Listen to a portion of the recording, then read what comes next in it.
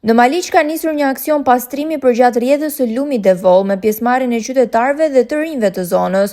Ruajtja e natyrës mbetet një detyrë e përbashkët dhe çdo kontribut, sado i vogël, ka një vlerë të madhe për brezat që vijnë. Të angazhuar në këtë nisëm, banorë dhe të rinj kanë ndërmarrë pastrimin e zonave përgjatë lumit, aty ku ujërat e pastra përshkojnë një territor të gjerë.